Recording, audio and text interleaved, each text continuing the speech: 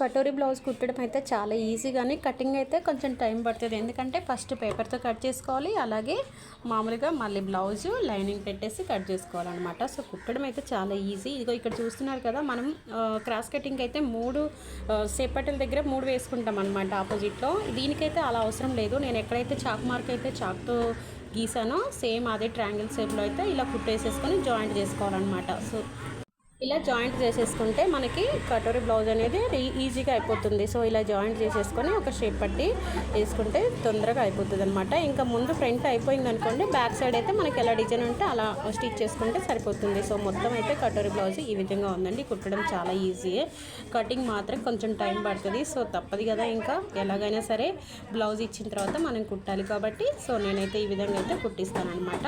So చూసారు కదా, ఇది వచ్చేసి క్లాత్ నెట్ క్లాత్ అనమాట. శారీ మొత్తం వచ్చేసి నెట్ శారీ. సో అందుకోసం అని చెప్పేసి అలా చేశాను.